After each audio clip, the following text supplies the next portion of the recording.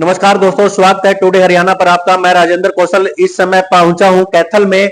और कैथल की अगर बात की जाए तो कहीं ना कहीं आज इंडियन नेशनल लोक दल ने अपने पत्ते फिर खोले हैं 3 सीटों को लेकर के। और 3 सीटों में जो मेन सिरसा लोकसभा की सीट है उनसे नाम आया है संदीप लोट का। ठीक मेरे सामने है संदीप लोट जी, जो भावी प्रत्याशी फाइनल हो चुके हैं एक सिरसा की लोकसभा सीट से। तो बात करना चाहेंगे इस मौके पर, क्या कहना चाहते हैं सर? नमस्कार सर। नमस्कार जी।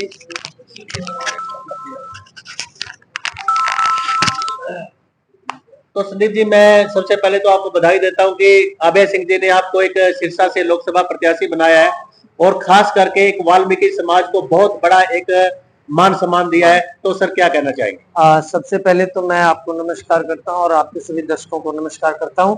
और मैं यही कहूंगा कि चौधरी अभय सिंह चौटाला जी ने जो मान सम्मान पूरे वाल्मीकि समाज को दिया है, मैं उसका सदैव आभारी रहूंगा।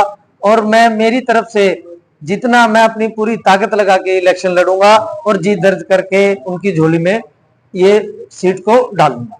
तो दर्शक जानना चाहते हैं सर, इतनी युवा उम्र के अंदर आप एक बहुत बड़े एक मैदान में उतरे हैं, तो क्या कहीं ना कहीं युवा चेहरा मायने रखेगा इलेक्शन में? सर बिल्कुल युवा चेहरा मायने भी रखेगा और युवाओं की एनर्जी भी और युवाओं का एक रुझान भी जो आईएनएलडी पार्टी की तरफ चौधरी अभय सिंह चौटाला जी की नीतियों को देखते हुए जो युवा उनकी ओर आकर्षित हैं, तो उसका कहीं ना कहीं बेनिफिट मिलेगा। और देखिए, अगर मैं 42 साल की एज में भी अगर युवा हूं तो मैं अपने आप को युवा ही मानूंगा है। इसमें थोड़ा सा मैं मजाकिया मूड में लूंगा जी। अगर बालों को थोड़ा कलर कर लिया जाए तो नहीं महसूस होगा कि आप 42 साल के? नहीं, एक्चुअली में जो बाल हैं सच्ची में है, मैं रंग वगैरह करना इतना पसंद नहीं करता हूँ। कि जो चीज असली हो वही दिखानी चाहिए। हमें अपने वोटर से जो है बिल्कुल डायरेक्ट कनेक्ट होना चाहिए। हमारे जब हम अपने वोटर से कनेक्टिविटी करें या जब हम उनसे मिले तो उनको ऐसा नहीं लगना चाहिए कि नहीं जी ये कोई अलग तरीके से कोई नेता है।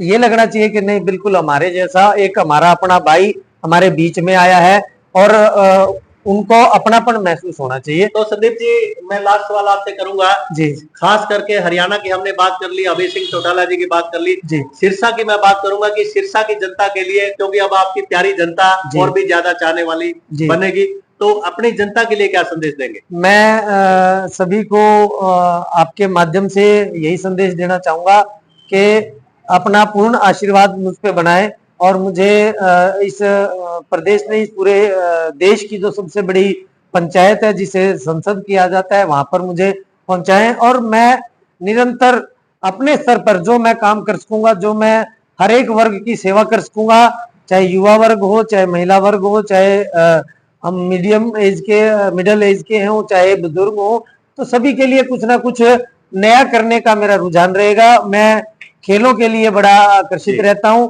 और सोशल एक्टिविटीज करते रहना मुझे बड़ा अच्छा लगता है। तो कहीं ना कहीं जब सिरसा की जनता मुझे अपार प्यार दे करके उस सबसे बड़ी पंचायत में, देश की सबसे बड़ी पंचायत में पहुंचाएंगे, तो मैं निरंतर उनके बीच में ऐसे ही बना रहूंगा तो और सबसे ऐसे प्यार अपना बांटता रहूंगा। तो सर, अभय सिंह जी ने आपके एक ऐसे रण क्षेत्र में उतार दिया जहां एक तरफ अशोक तंवर है जी और मुकाबला काफी रोचक होने वाला है। सर देखिए, ठीक है, बड़े चेहरे हैं, बड़ा नाम है, लेकिन मैं मेरी अपनी जो पृष्ठभूमि है, मेरे दादाजी जब ज्वाइंट हरियाणा, पंजाब और हिमाचल होता था, उस टाइम मेरे दादाजी नरवाना विधानसभा से 2 बार विधायक चुने गए हैं।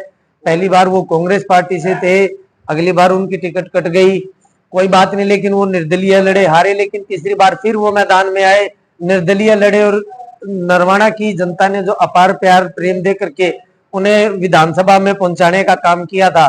तो ये सब जो धुरंधर हैं, ठीक है, बड़े हैं, लेकिन मैं भी कहीं ना कहीं अपने आप को अपने दादाजी के और अपने पिताजी के नाम से बहुत बड़ा मानता हूँ। बहुत बहुत धन्यवाद संदीप जी, आपका बहुत बहुत शुक्रिया कि आप एक खुशी के मौके पर आप हमारे साथ शामिल हुए और मौका मिला मीडिया को कि आपसे बात करने का फर्स्ट टाइम मिल रहे हैं। तो और भी मीडिया के साथी आपको नए चेहरे मिलेंगे, आपसे बात करेंगे, तो वो भी आपकी खुशियों में शामिल होंगे। धन्यवाद। थैंक यू, बहुत बहुत धन्यवाद। Thank you sir, nice meet you sir.